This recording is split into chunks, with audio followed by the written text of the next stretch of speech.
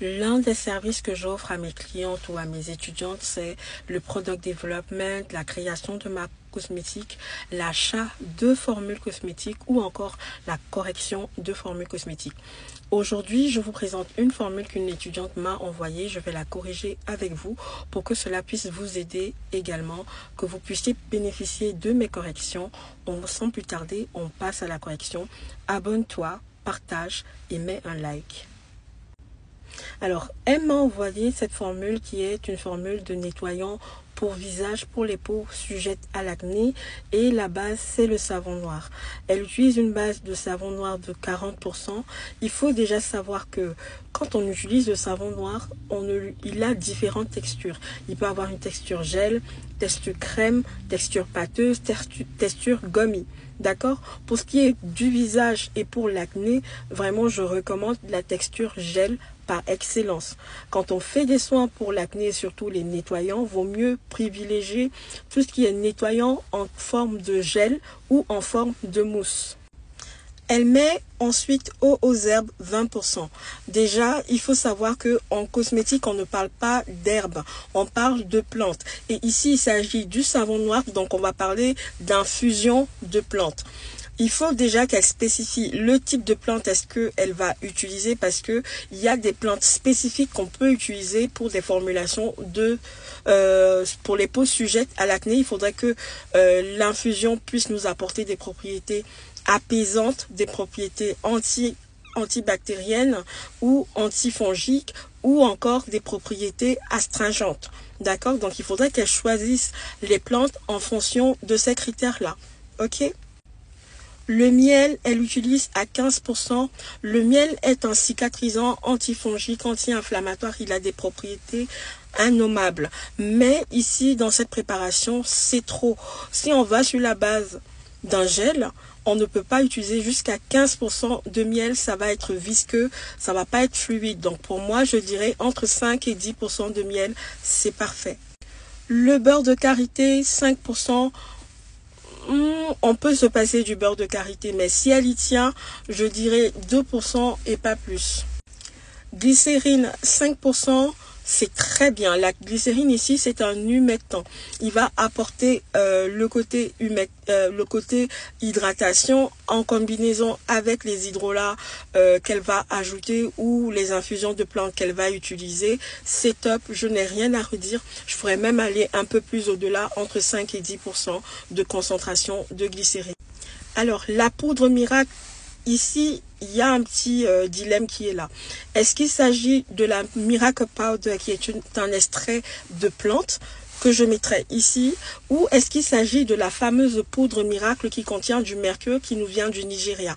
Si c'est la deuxième option, vous savez ce que je pense, c'est non, non, non. Mais par contre, s'il s'agit du Miracle Powder, je valide à 10 000%. C'est super pour les peaux à tendance acnéique et là, ça va vraiment aider dans ce savon noir-là. Le curcuma, elle utilise à 2%.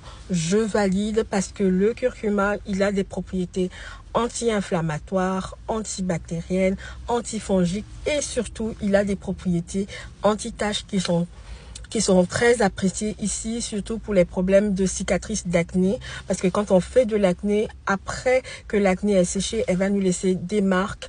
Et ces marques-là, le curcuma, il va vraiment nous aider à les atténuer.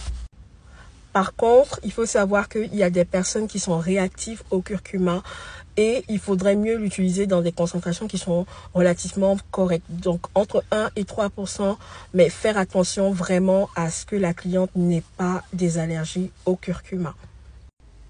Elle utilise le soufre à 2%, je valide parce que le soufre a des propriétés antifongiques, antibactériennes qui sont très appréciées. Depuis la nuit des temps, nos mamans utilisaient ce qu'on appelle la pierre jaune pour régler tout ce qui peut être problème de dermatose, l'eczéma, les dartres, voilà, franchement, pour l'acné également, il a fait ses preuves. Mais par contre, il y a des personnes qui sont sensibles au soufre brut.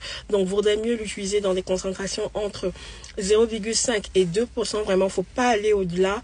Moi, j'utilise beaucoup plus ce qu'on appelle le soufre végétal, encore appelé MSM. méthylsulfonylméthane qui est plus apprécié, plus toléré, moins allergisant.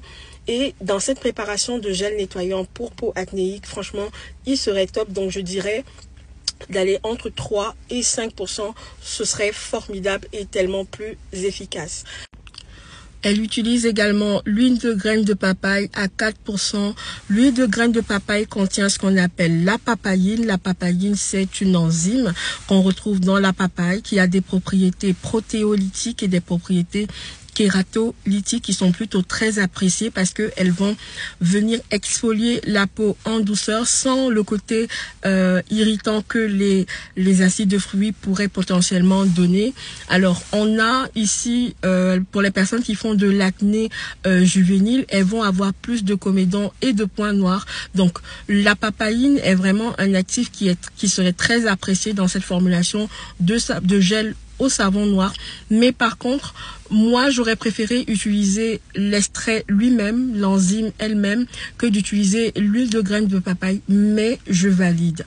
D'accord? Alors, si vous l'utilisez entre 2 et 5%, ça marche. C'est correct pour moi. Elle va également utiliser la poudre de Nîmes à 2%. Je valide la poudre de Nîmes parce que pour moi, c'est même l'actif phare dans cette préparation qu'elle a créée. Et oui, le Nîmes a des propriétés antibactériennes, antifongiques, anti-inflammatoires, cicatrisantes, réparatrices, des qualités innombrables. Franchement, c'est pour moi l'actif le plus important même de cette préparation-là. Et il faut savoir que on peut avoir le Nîmes sur différentes formes. On avait besoin d'un solvant, l'infusion de plantes. Elle peut très bien faire une infusion des feuilles de Nîmes et l'utiliser ici comme un solvant. Elle peut également utiliser l'huile de Nîmes que moi j'adore dans toutes mes préparations pour peau à imperfection ou pour peau abîmée. Franchement, c'est une huile que je recommande pour tout ce qui est dans la réparation de la peau. Franchement, ça marche. Donc ici, la poudre de Nîmes, elle a mise à 2%. Je dirais qu'elle pourrait l'utiliser entre 2 et 5%. Ce serait top pour un gel nettoyant pour peau acnéique. Le conservateur, 1%. Le conservateur, c'est un actif qui est très controversé en cosmétique. Pour choisir son conservateur, il faut déjà savoir dans quelle tranche de pH est-ce que on travaille. D'accord? Maintenant, il faudrait savoir est-ce que c'est un conservateur à large spectre ou bien c'est un conservateur qui est limité, qui va juste travailler sur les moisissures et ne va pas travailler sur les bactéries. Donc, il faut étudier ça. Donc, dans ce cas-ci, elle a mis le conservateur à 1%. Il faudrait qu'elle précise quel type de conservateur est-ce qu'elle voudrait utiliser. Si c'est le Dermal Plus ne s'utilise pas à plus de 0,5% dans une préparation. Et par exemple, si elle est en France, le Dermal Plus est interdit dans la régulation française. Donc, si elle est en Afrique ou bref, il faudrait savoir qu'est-ce que la régulation autorise selon le pays où elle est, où elle va commercialiser ce produit-là. Et pour terminer, elle va utiliser l'huile essentielle d'arbre à thé à 1%. L'huile essentielle d'arbre à thé est une huile qui est parfaite pour les peaux impures. D'accord? Le problème ici, c'est que c'est un produit pour le visage. Même si c'est un produit nettoyant, on a déjà une préparation qui est assez corsée et où on utilise le savon noir. Vaudrait mieux pas utiliser encore trop de produits qui pourraient être potentiellement irritants. Donc pour moi, 0,5% d'huile essentielle d'arbre à thé, c'est suffisant, c'est parfait. Alors, pour cette préparation, moi, ce que je pourrais ajouter potentiellement, du moment où je suis partie sur une base de gel nettoyant, j'utiliserai 10% comme je vous ai dit, mais je ferai un rajout de tensioactif amphotérique pour pouvoir apporter de la douceur au savon noir et en même temps aider à la texture parce que la combinaison de savon noir et de cocobétaine qui est le tensioactif amphotérique que je vais utiliser dans ce cas-ci. Vous pouvez utiliser le cocoamide bétaine parce que c'est deux choses différentes. Donc soit le cocoamide bétaine, soit le cocobétaine. Moi j'utiliserai le cocobétaine dans cette préparation-ci couplé au savon noir. Ça va vous donner une texture bien gélifiée. Normalement dans ce combo-là, on n'a pas besoin de faire de rajout de gomme, mais là vous pouvez faire un rajout de gomme xanthane à 0,3% ou 0,5%. Donc dans cet intervalle là, l'actif qui manque aussi dans cette préparation pour moi, c'est l'acide salicylique. Tu ne peux pas faire un nettoyant visage sans mettre de l'acide salicylique. Franchement, pour moi, c'est un petit raté. Donc ici, du moment où on est dans une préparation assez naturelle, puisque le savon noir, c'est un produit naturel, j'irai plutôt, au lieu d'utiliser de l'acide salicylique pur et que c'est un gel, je vais plutôt utiliser l'extrait naturel qui est l'extrait de saule blanc, qu'on retrouve chez Aromazone, et je l'utiliserai dans les proportions de 3 à 5% dans cette préparation, et j'aurai un produit suffisamment stable et très... Dis-moi en commentaire si tu as aimé faire cet exercice avec moi, si tu as appris quelque chose. Si tu as des questions, n'hésite pas à me contacter sur le lien en bio sur ma page Instagram pour me contacter directement. Tu as droit à 30 minutes gratuites.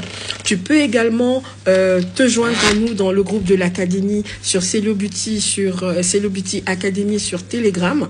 D'accord? Pour celles qui voudront que je corrige également leur formule cosmétique, vous avez droit à un prix préférentiel parce que vous êtes abonné à ma page. Pour celles qui aimeraient avoir une étude de projet complète de leur marque de cosmétiques avec proposition de formules adaptées à vos besoins, je suis là pour vous aider. N'hésitez surtout pas. N'oublie pas d'aller regarder sur YouTube le mini-cours que je vous ai fait sur la réalisation d'un savon Molato en utilisant les techniques professionnelles. C'est une vidéo à ne pas rater. Vas-y, regarde, abonne-toi et laisse-moi des messages. Bisous, bisous. Ciao, ciao.